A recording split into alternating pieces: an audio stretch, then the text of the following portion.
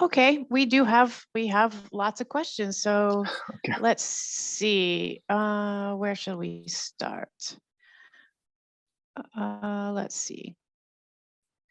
There's a question about, I guess, inside the roaster. Someone wants to know a glass or metal tray, thin or thick tray. Well, if you're using tray, I would use a metallic and thick. The reason being that the metallic will retain the heat better than the glass. And of course, if it's thick, it retains the heat even better than if it's thin. So I would use a rather thick metallic tray. Okay, we had the question about the temperature for the initial shock, and you shared 170 degrees. Can you tell us, was that in centigrade or Fahrenheit? Oh, in centigrade, I'm sorry. Yes, just in centigrade. No, that's okay. Yeah, okay. So after the initial shock at 170 degrees centigrade, and you want to reduce the heat, what temperature would you reduce the heat to? For example, I recently did one from a plantation here, not in Haiti, but in next door in the Dominican Republic, which has very aromatic beans. It's called Zorzal, the plantation, and I used 170 for really the first 5 or 8 minutes, and then went down to 150. And left it at 150 up to the end to I think I did it at 18 minutes in that case. So that's what I would use. Yes. Thank you. I appreciate that you made it specific to a particular bean that you used, because I think the answer to a lot of these questions is, well, it depends Specific. on the bean that you use. It's going to change. So someone is asking approximate. Oh, sorry, go ahead. I'm sorry. No, I just wanted to give a precision. When you roast, before you do the roasting, it's useful to separate your beans according to their size. So you would do, well, depending on the on your batch, but you do 2 or 3 different sizes, the big, the medium, and small ones, because obviously the small ones will roast faster, so they won't necessarily need the same temperature as the bigger ones.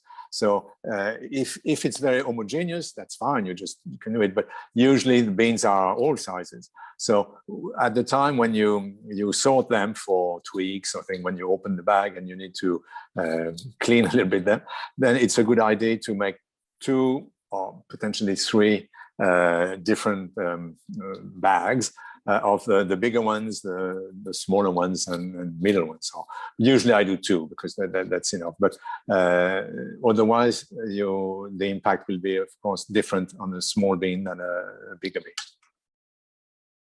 So essentially what you're saying is the roasting profile for the same bean variety, depending on the size, is going to be different. Exactly. You're saying it's so much better, Teresa. Oh, no. So someone is asking, approximately how long does it take for the first pop in a good cocoa? So in a good bean, and I think that'll vary. Yeah, a good bean, and then again, we're going to have the size issue. But if they're not very big, if they're I don't know. Yeah, if they're I don't know, half a centimeter. So if they're not big ones, you would start that after 15 minutes. Yes, 15, 18 minutes, depending on your bean and at the temperature you start off. Yeah. Okay. So we have a question. Is it possible to create a unique chocolate profile in single origin cocoa based on a combination of 2 different roasting profiles of the same bean? If so, have you ever tried this technique? Can you say again the question, please? Okay, the question is it possible to create a unique chocolate profile in single origin cocoa based on a combination of 2 different roasting profiles of the same bean? And maybe the person can clarify for us in the chat So yeah, what he wants is the same chocolate bar. I mean, the chocolate bar would have the same aroma by adding two different roasting profile of the same bean. That's yeah. I think the answer would be yes, if I understand well. Okay. Let's see.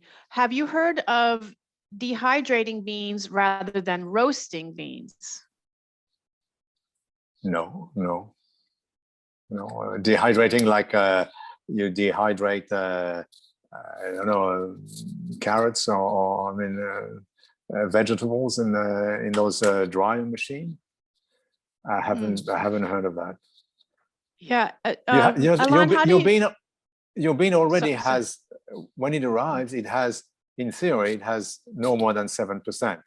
Usually has a little bit more, but 7%. It's fairly dry already. It's not like if you put a cucumber in a drying machine, I mean, one of the dryers, it will never get to 7%. It'll be always have a bit more than that. And so it's a different process, I think. But no, I haven't heard of it. Okay. Is it possible to make good chocolate by roasting cocoa nibs instead of the whole bean? Yes, it's possible, but roasting cocoa nibs will be tricky because they're so small that that I haven't done it, but it's certainly possible. Yes, there is. It's the same as your whole bean. It's you can do it. You have to be very careful. You probably roast much shorter times and shorter temperatures, but it's certainly possible. Yes. In fact, I will try that. Yes, it's an interesting idea. I don't know why you do that, because you break the nibs, you winnow, and then you roast. Why not? Yeah, I'm open. I'll try it. Okay, thank you. Someone would like to know, in drum roasting that takes time to heat up to a shock temperature, is it not advisable to load the beans and raise the shock temperature before lowering? Well, to get the shock temperature, you'll have to raise the temperature of your drum before you actually put the beans in. So you don't put them in a cold drum. I mean, in a lower drum. So you need to bring the temperature up. And in fact, most of those coffee roasters that I use for cacao, they have a sort of a preheating phase where they bring up close to the shock temperature, so that when you put your beans, they do get the shock. That's the purpose. Okay, what are the shortest and longest possible roasting times you have encountered? I think I've done once a small batch at 12 minutes, and personally, I don't do long ones because I'm small bean to bars and I do small quantities. But if you visit the big chocolate makers, the big factories, they roast up to 50 minutes.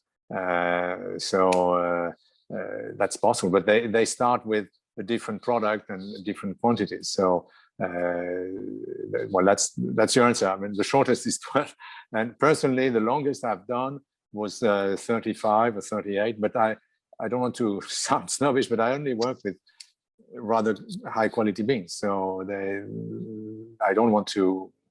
I'm very careful in roasting, in other words. Sure. Alain, how do you feel about, I would like to ask the attendees maybe to raise hand, and then I might invite them open their mic so that maybe they can better formulate their questions. And I also see in the chat that Mr. Balu from CocoaTown would like to maybe get in on the conversation. Okay. All right, Mr. Balu. Oh, there he is. Go ahead, Mr. Balu. I was listening to a couple of questions. I want to add on to something that Alan said. Based on our interactions with our customers, I mean, as an equipment manufacturer, one of the major questions to ask is, how do I translate? I mean, I'm using this oven now. I have a roasting profile. Now I got another oven. How do I translate this profile into the new oven? Okay. Like anything else, you need to really know your tool. Okay, you have to understand how the oven works, what is the dynamics of the oven, and then understand what you are measuring. And once you understand that, then you can translate. So we tell our customers that measuring the bean temperature is the critical thing. That's what you need to monitor. You know, when a lot of people they create a roasting profile by just looking at what is the reading on the display on the oven. The That's it. display on the reading of the oven, it depends on what the manufacturer designs the oven to. So, for example, that we sell the commercial oven, it basically controls the air temperature. It doesn't know what the bean temperature is. So, if you are following the temperature of the air, that's all you are measuring. You don't know what the bean is experiencing. You know, there are certain the big ball oven that the coffee roasters they use, the temperature is right there touching the beans. So you are measuring the bean temperature. So you have to ask a question when somebody is talking about the roasting profile, are they really measuring the bean temperature? So once you know the bean temperature, then you can translate from one oven to the other oven very easily. So it's important to know when you before you go and buy the oven, understand how the oven works, how the controls works, what the variation it is. So most of the time, if you understand the bean temperature experience, it's easy for you to translate. That's one point. The other thing I want to add on to is somebody was asking about the nib roasting. In a roasting the cocoa beans, the typical cocoa bean size is approximately about 15, 12 centimeters. I mean, it's a millimeter, right? So the roasting is a diffusion controlled process. So which means imagine a bean as an onion. So when you heat it, first the outer layer gets cooked or roasted, and then the second inner layer.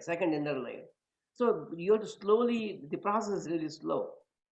If you make it faster, then the skin is going to cook very fast. I mean, roasted very fast, while the inner is nothing happens to the inner. So you have to, like Alan said, you have to really make it slow.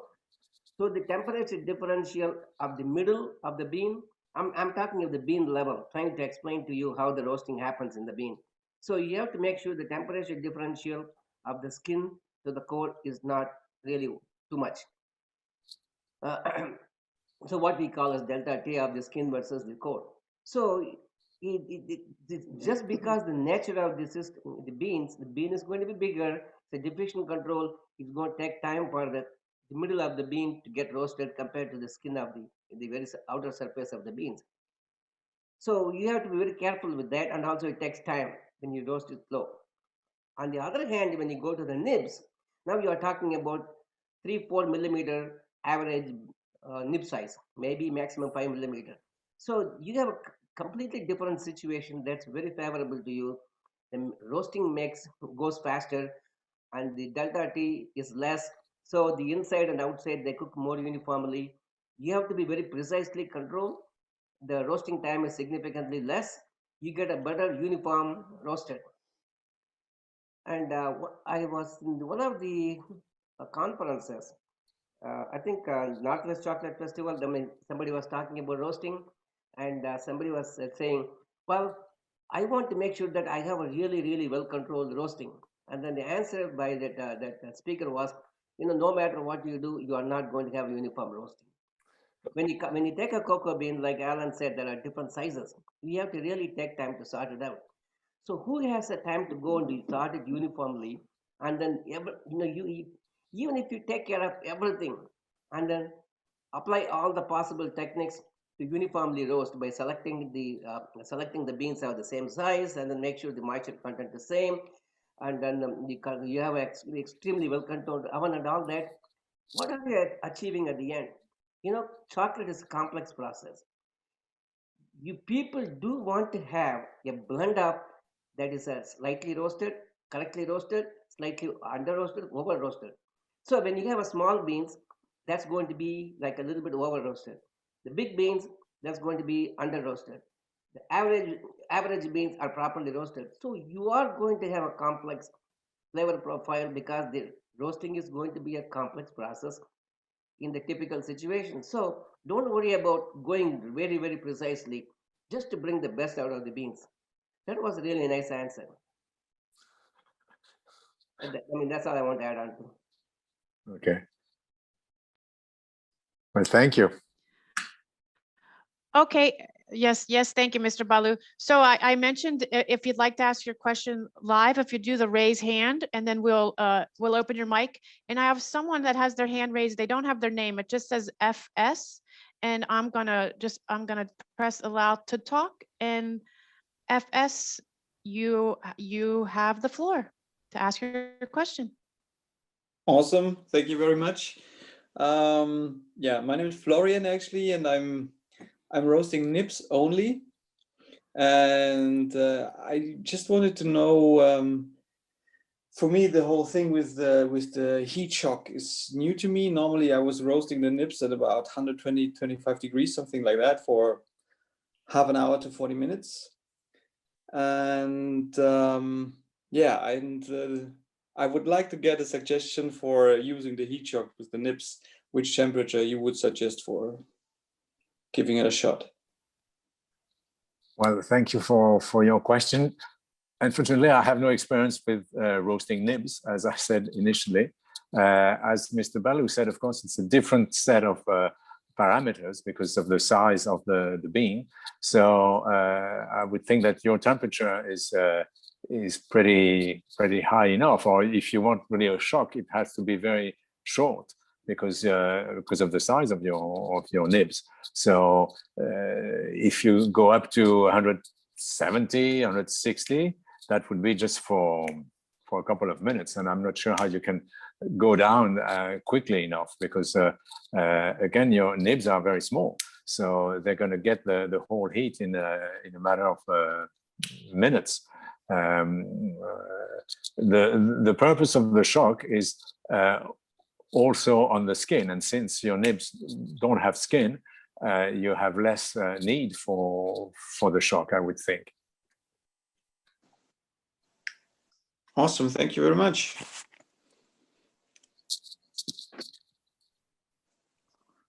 So we have a question about what tool would you recommend to accurately know the bean temperature in the drum roaster, an IR thermometer, or do you have some other advice? Well, it depends what roaster you use. If coffee, that's what Mr. Balu mentioned.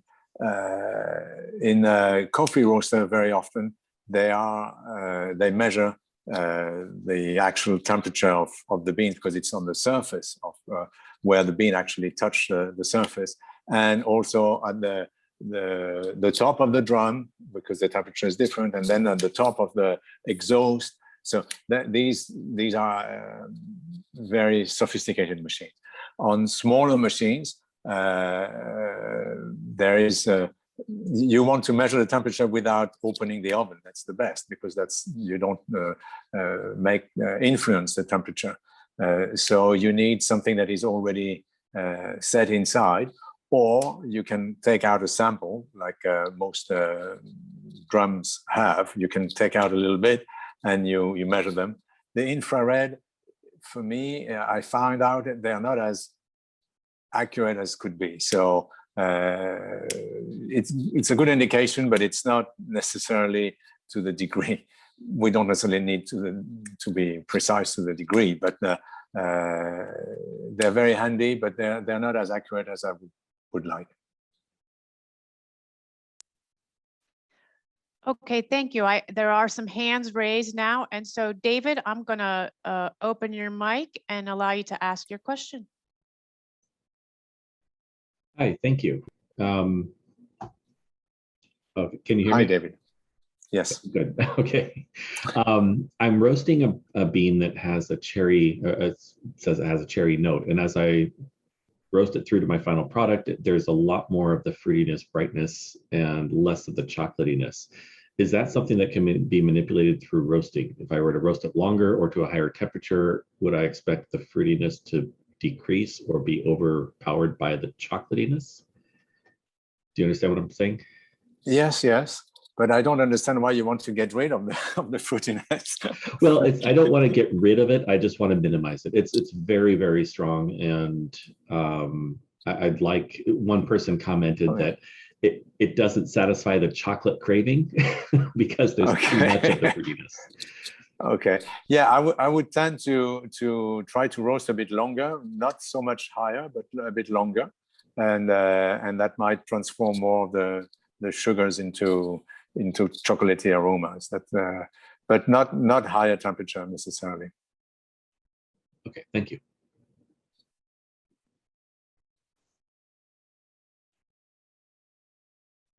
Okay, let's see. Neil, I'm going to open your mic, Neil.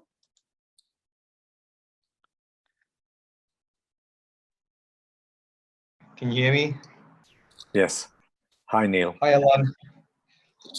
Great presentation. Thank you. Learned a lot, and I was actually wondering about the two roast profiles that you had. The first roast profile, you started the shock temperature at 170, and then you brought it down. Yes. The second one, you had it at about 140. You increased it to 180 around the 16-minute mark, and then you brought it down again. Yeah. So I would like to understand in which circumstance do you pick which circumstance would you pick the roast profile for the bean that you're using?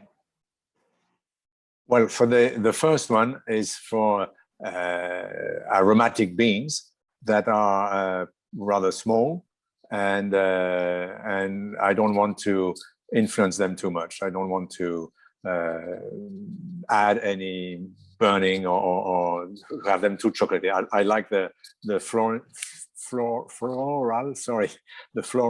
scents they have. So that's why I go down.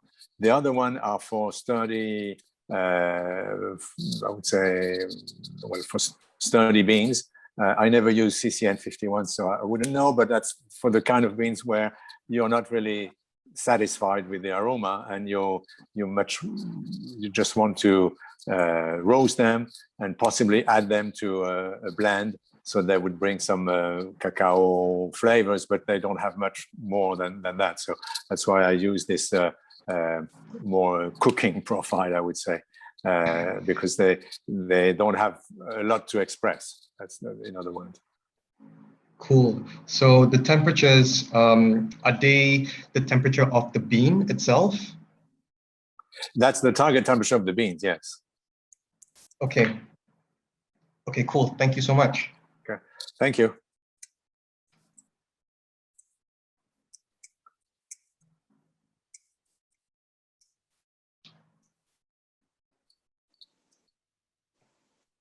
So once Okay, again, I think, and forgive me, I know you, oh, there we go. Yeah. okay. Yes, go ahead. Thank you very much. Okay, I have another question about beans because I'm a noob more or less still in the whole cacao business stuff. And recently I got some beans and they had a very strong acid smell. And even after roasting, they stayed like astringent, like in a way that it was really not enjoyable. And I don't know if I just did something wrong with the roasting or if just the product was not good enough, or do you know that? Well, if you mentioned that before roasting, they were already pretty acidic and astringent. So what kind of profile have you used for roasting?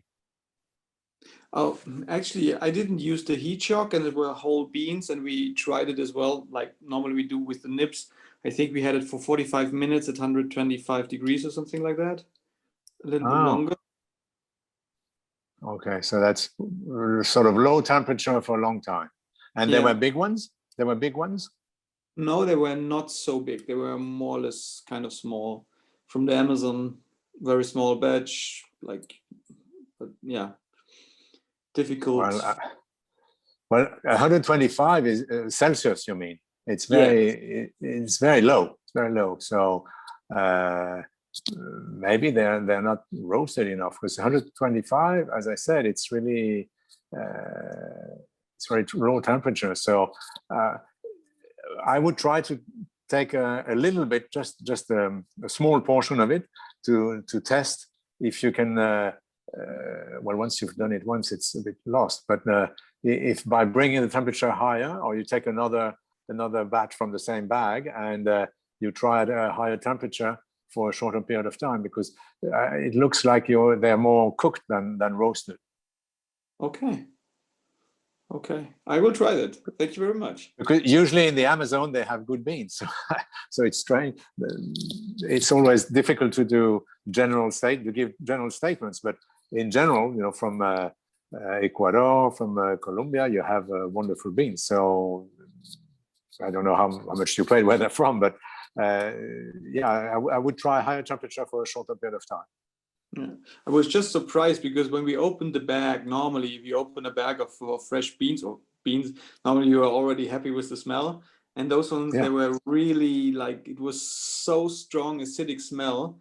And even after the roasting, even if maybe it was not hot enough, it stayed, all products we tried with it stayed in a way like not enjoyable. It was too astringent. And they were not rotten at all. There was no percentage of rotten beans.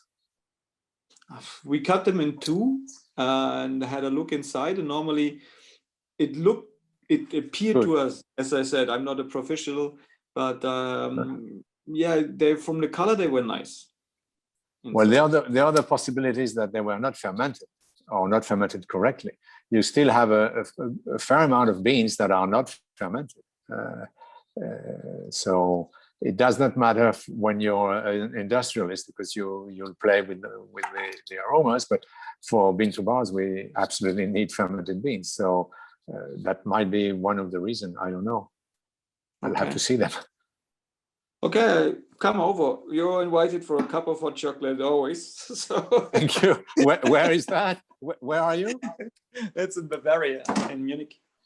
In Munich. Oh, I love Munich. Yeah, all right. Send me your email. I may come up. Okay, cool. Thank you very much. Thank you.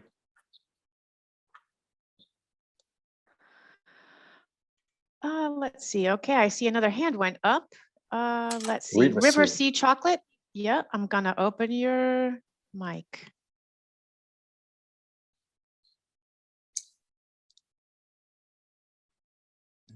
One second. Oh, okay. Hope you guys can hear me now. Yes. Hi, Alain. Nice Hi. presentation. Thank you very much for sharing your knowledge with us. I just have a question on on Maillard effect and caramelization notes. What thoughts on it? Like general comments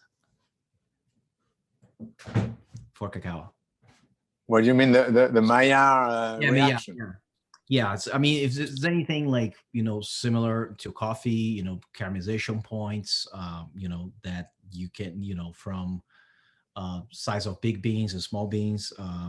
We particularly work with origins, several different origins, and we can achieve that in different roasting profiles. After a couple of test ones, I have a bit more that I use, and that's usually the test batches that we you know, try out. And then it usually stays around, you know, that 250 260 when I start getting them. I mean, I'm talking Fahrenheit, and okay. It's just a matter of a window. So I don't know in Celsius how much that would be. It's just like I just have that there's like fixed numbers, and that's even from the coffee. You know, like I used to roast coffee back in, you know, just like for fun, and that's where my BB 600 is from.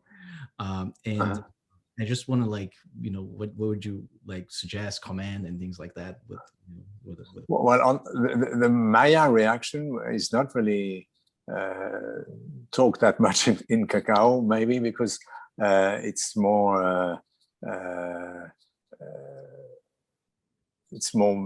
burnt to me. So and there is not much sugar in there is sugar, but not I don't know about coffee. I don't know about coffee, so I can't comment. But it's something that comes at a later. The Maillard, it's more in cooking. In roasting, I haven't. It's not a preoccupation. For me, it would be like overburnt. That's it, and not caramelization for the lack of maybe not enough sugar or not enough salt. I don't know that's what you need for the Maillard reaction. So I have no specifics really on that. It's as I say, it's not something that is really talked a lot in Yes. reference to cacao. Let me just do the quick conversion on the Windows. So I think it's about something. I mean, I think it goes with your with the graphics you've been saying, which is, you know, the 140, 145 Celsius. That's like, so I got a 250, 275 window Fahrenheit. So yeah, the 125, yeah, and 275, yeah, to 135 Celsius. So I think that seems to be the sweet spot from the roasties we apply. And it maintains the integrity of the aroma and everything. So I was just wondering, because they talk a bit that I mean, I took a few classes on the coffee roasting, and there's some, you know, mention to it, but I was just wondering how you could apply that to cacao, and just me informally trying and error kind of applying to. Okay.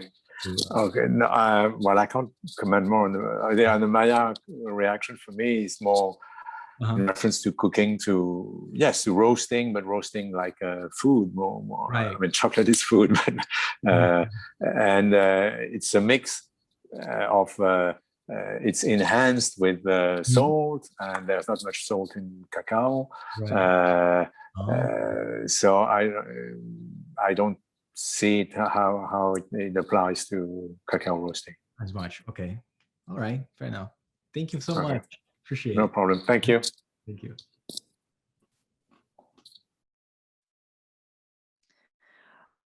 Okay, let's see. We have Althea would like to ask a question. So I'm going to Okay. open your mic, Althea.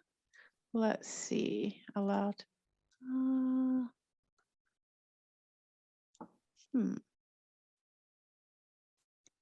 Well, for some reason, I'm having difficulty opening Althea's mic here.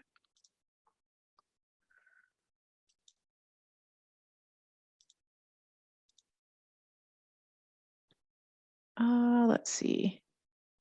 Okay, Althea, you should be able to ask your question now.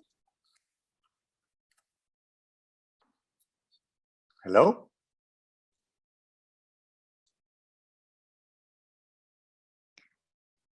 Althea, I have, there you go. Here you go. Okay, thanks, Teresa. Thanks, Elaine. That was very informative. Hello. Thank you. Had some beans that I ordered from Meridian, and I figured I'd wait until I heard this presentation before I made bad chocolate out of great beans. So thanks. Two questions. Okay. One is, are you tasting your beans while they're roasting? And if so, what are you looking for in that taste test? And secondly, while they're roasting, can you distinguish those flavors of acidity versus astringency versus bitterness versus rotten? If you could give me some insight on that, or give us some insight. Okay, so personally, I do chew a little bit of the beans when I roast them, when I take them out, to make sure that that's what I want. So I do chew them and try to identify some markers. It's hard. You have to do that over experience. You have to make many and see the link between what you experience then and what the chocolate bar will eventually be. So yes, I chew them, I try them. What you smell, when it's rot, you smell. Rot is very unpleasant, and it expands, and really you can identify rot very, very easily. Astringency is more difficult, at least for me. While they're roasting, I could say they're a bit acidic, because that you have this. I don't like the word vinegar, but you have that kind of acid that smells, that you can identify. But the astringency is more something that I feel on the tongue, and with the you need to chew it. You can't smell it. I mean, I don't smell it. I experience it on the tongue. So So yeah, that's why I think that's my answers. Okay, thank you.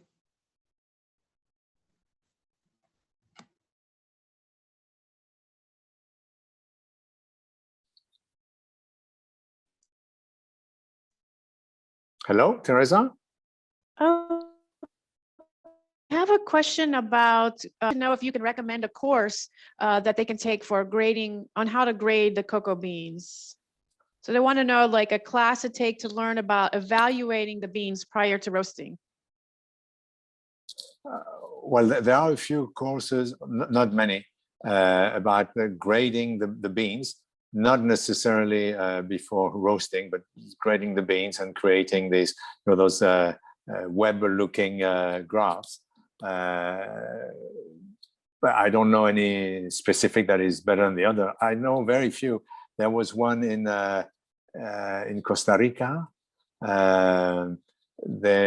Sometimes the University of the West Indies in Trinidad, in part of Spain, gives one, but it's not regular, especially now with the pandemic. Everything has been stopped. But so there are very few. I'm sure there are also in Europe, but I don't know them. You really have to dig in because there aren't many. It's Thank usually you for that. research centers and universities. So that's why Yes. Costa Rica and Trinidad, there certainly are in Europe, as I said. The Imperial College in Reading had something, but there's not one that really pops up. Yeah, I can give just, thank you for that answer. And I can give just a brief something about that. Normally that is something that in CocoaTown's Bean to Bar intensive workshop we do for 3 days, that is something that is covered. But since we're not meeting face to face, I would say stay tuned because we are working on something virtual, and that will be one of the topics that's covered because it is such an important element. So stay tuned. We're working on putting that together, and we should hopefully have that, coming up in the near future. Okay. Yeah, that would be okay. a great thing. That would be a great program. You can send the beans beforehand to the participants, and you do it online, a little bit like Dandelion does with its tasting classes. Yes, we don't know exactly how it's going to look, but it is something we're trying to shift due to the pandemic, where normally we would have folks coming to our facility and spending 3 days with the international expert who would go over that. So we're trying to shift, because of the pandemic, and see how we can do that virtually. So let's see, I have some more hands raised. Victor, I'm going to open up your mic and invite you to ask your question.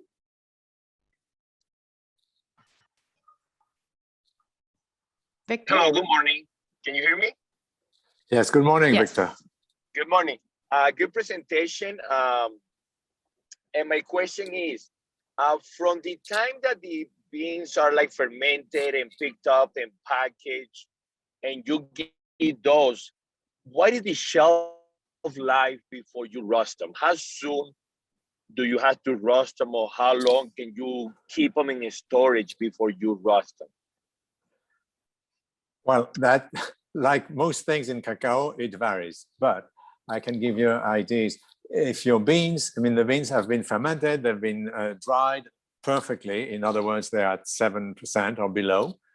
If you keep them in a dry place with a constant temperature, not necessarily low, but constant, in a good bag, you can keep them. Some industrialists keep them up to 3 years. So you can keep them a long time, provided they are in a perfect storage condition. The perfect storage condition would be dry, about between 15 and 16 Celsius, and with some air circulation, not the wind, but some air circulation. In other words, not a stagnant thing. So that's the condition that they do in the big warehouses where they store in Baltimore or in Amsterdam, there are huge quantities of beans. So with those characteristics of storage, they would keep up to 3 years. And let me, another question, sorry, now that you say that 7%, is it a way that you can test, you know, that 7%? It's, yeah, well, you need a little tool that sort of squishes the beans and gives you the reading. It's 7% of the weight, but you don't, it's, well, you need a tool to measure it. It's, Okay. yeah, but it's of weight, yes. Okay, thank you.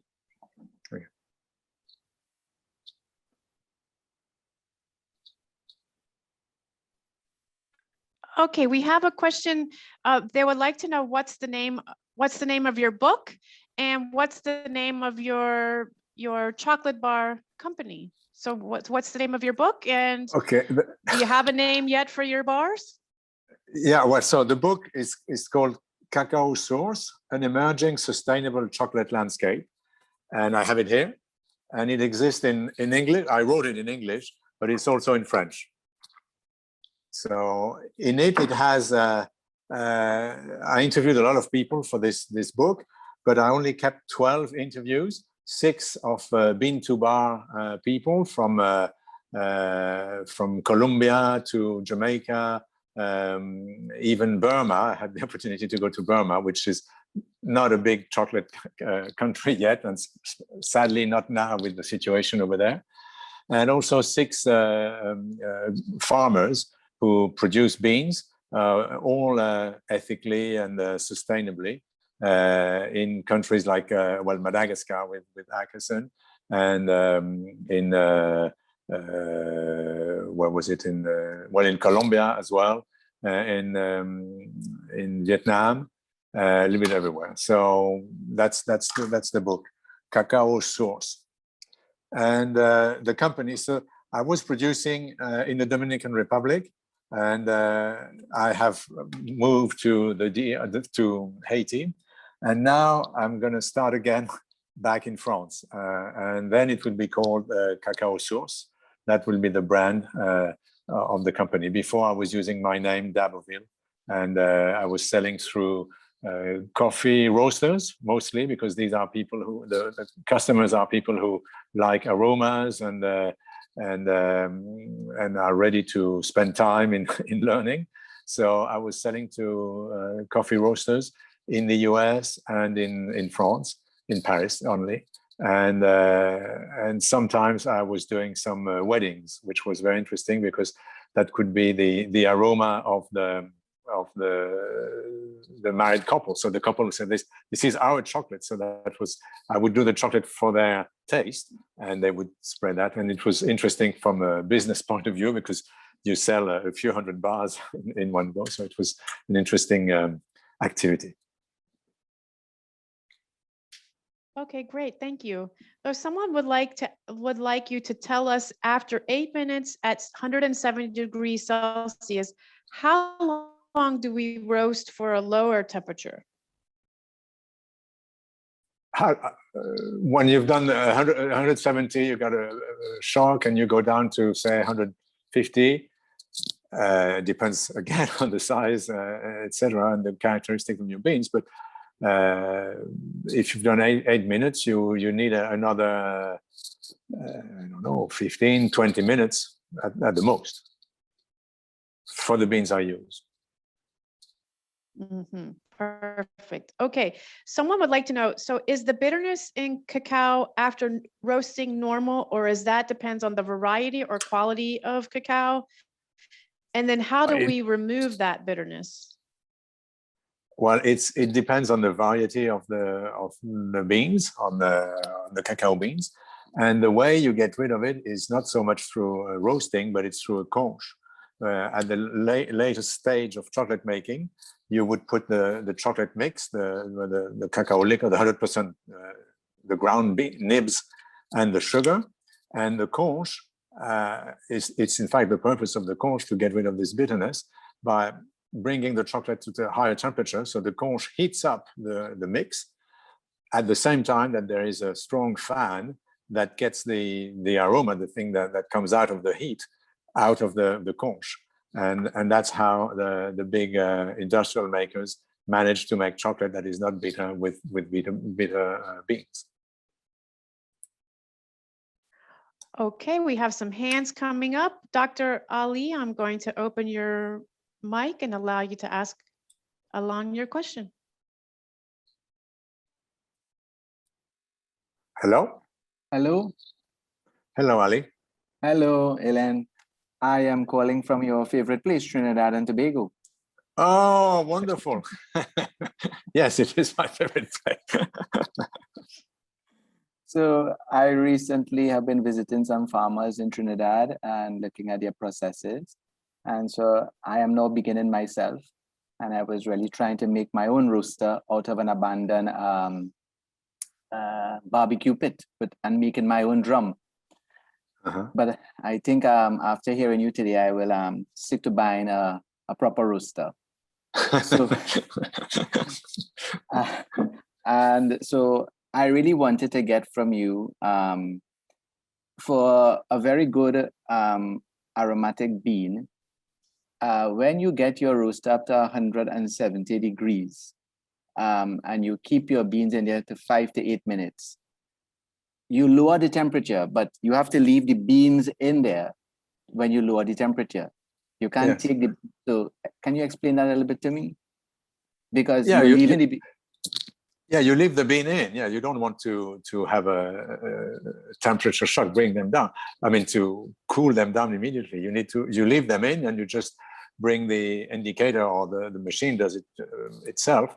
And some of the machines have a fan to improve this, but it will go down. If it's not heated, it will go down. So it may take a couple of minutes depending on your volume, but it will go down. So you just have to wait.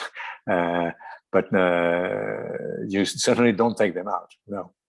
Thank you.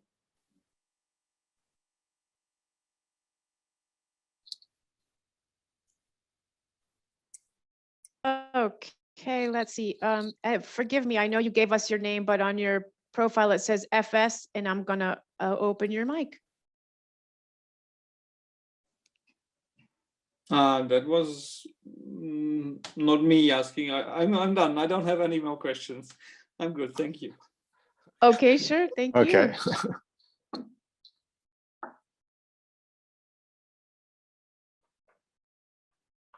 Okay, let's see if we have any more questions.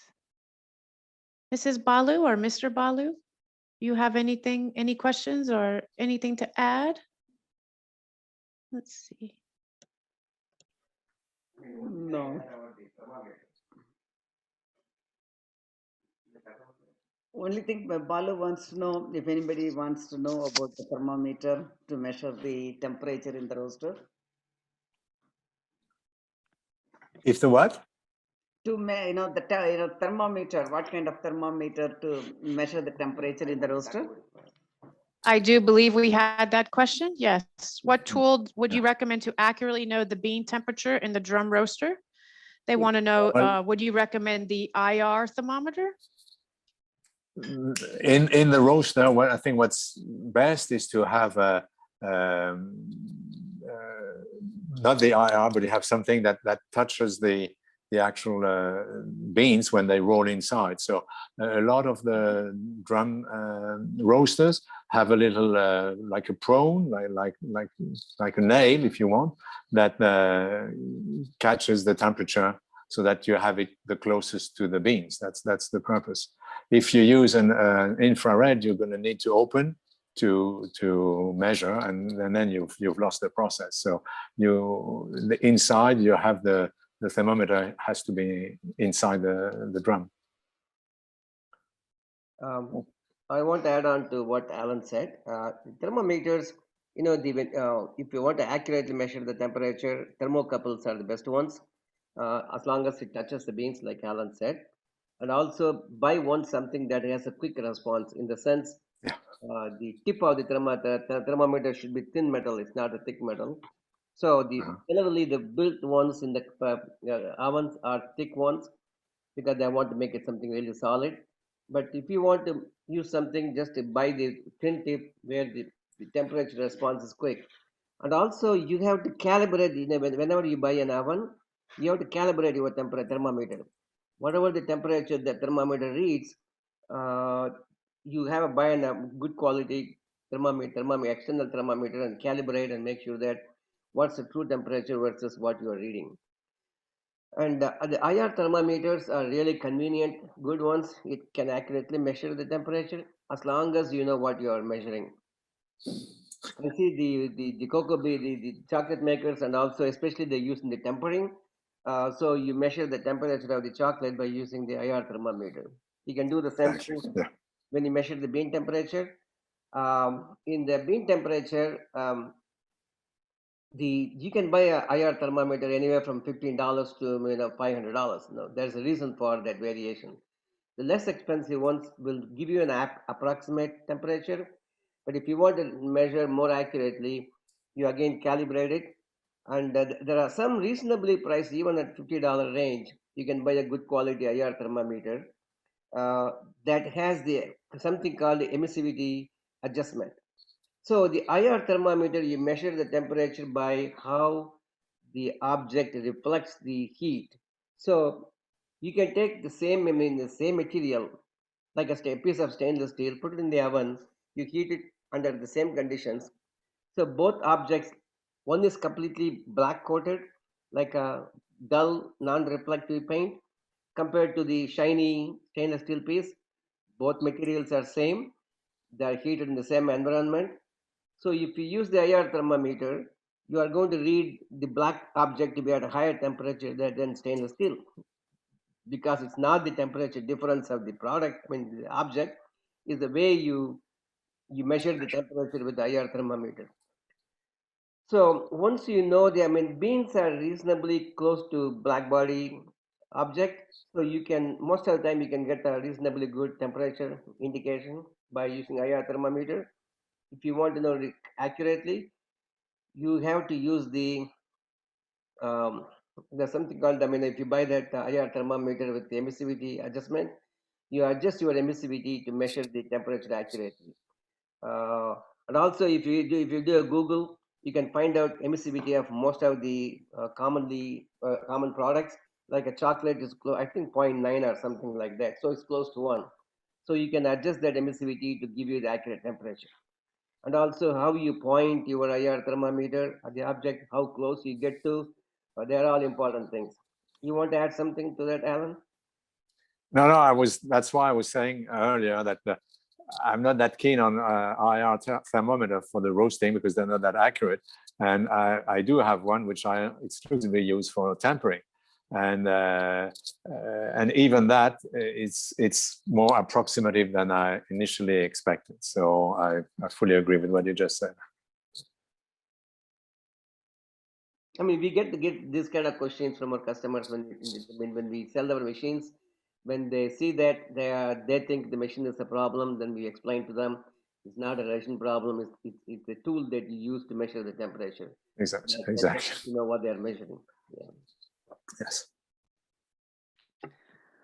Okay, we have a hand raised here, Mark. I'm going to allow you to ask your question. Unmute your mic, and Mark, you can ask your question.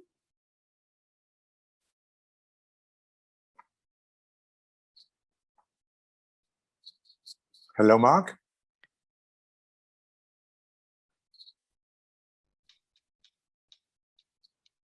Are you there, Mark? You're unmuted.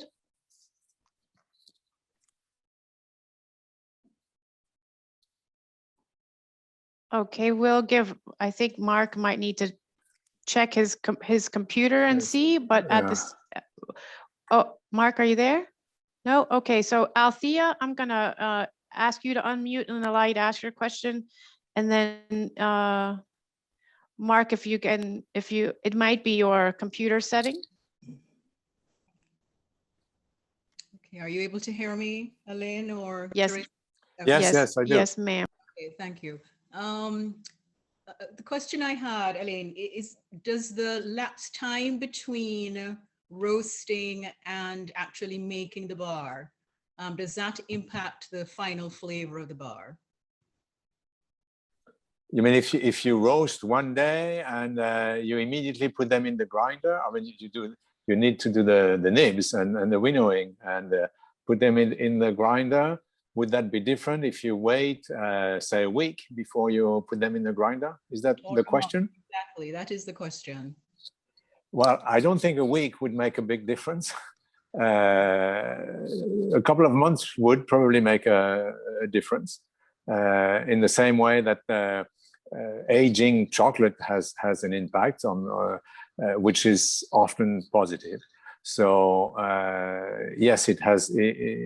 A week is too short, but maybe, as I said, starting a couple of months, it will have. You should feel a difference between one chocolate bar that you make immediately after roasting and one that would wait 2 months. Okay, thank you.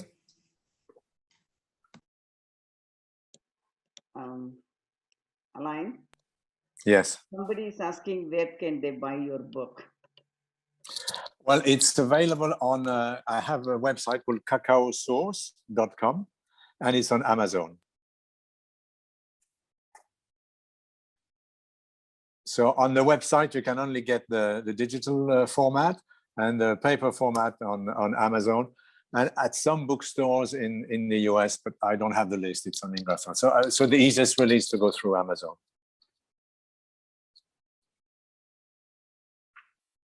Okay, let's see, Mark, I've unmuted your mic. See if you're able to ask your question.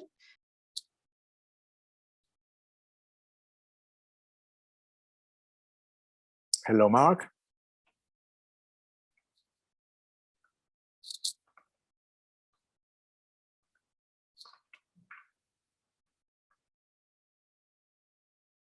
Doesn't work. Next time. Okay. Okay, I think Mark is saying it's not working. Okay, I think it's all, we got only like 5 minutes left. If Okay. you don't have any questions, can we wrap up? Teresa, anybody is raising hands? I've seen during the questions, I've seen some mentions on the chat with people giving their emails. I'd really like to have them. Will I be able to get them? Yes, we will send you the Okay. whole chat, Alain, and Okay. so Okay. also, answer some of the questions that we did not do it here. So, Okay. asking, do you do consulting? Yes. Yeah, I've done. Yes. Okay. So, anything else you want to add, Alan?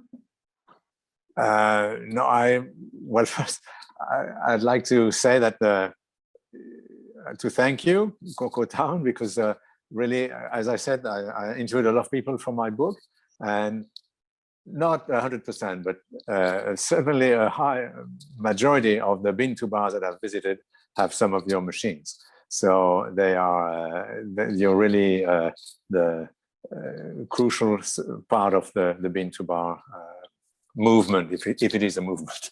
And so I want to thank you for offering this this webinar, which I found very interesting, and I'm looking forward to staying in touch with all the people. That's one aspect that I like in chocolate, is of course the chocolate, but also the people, from the farmers that I meet in the plantations to the bean to bar professionals that are getting involved. So that's it. Okay. Yeah, I just want to thank everyone, especially Alain, for taking your time, and with the time difference and the travel and everything, you managed to do that. Thank you so much. And I Thank you. all our families, employees, our customers, farmers, mentors, industry leaders, industry organizations, and we thank God and the universe. And without the farmers, we want to emphasize again, without the farmers, we cannot eat food. So we have to make sure that the farmers are taken care of, and making the farming as sustainable should be our main goal, because we spend a lot of things for luxury goods. Unfortunately, when it comes to food, we don't think about the farmers, how they are compensated, how they have to be sustained. Because if we have a saying in our language, if the farmer doesn't get his foot on the mud, we don't have the food on the table. So we have to make sure, they are doing the dirty work, but unfortunately they're not compensated the way they're supposed to be. They work hard. So let's all take care of the farmers. And thank you all for being part of this Bean to Bar movement. And a lot of people have given some suggestions for our future webinars. We will try our best to meet your needs. And thank you all again. Now be Thank safe, you. stay healthy,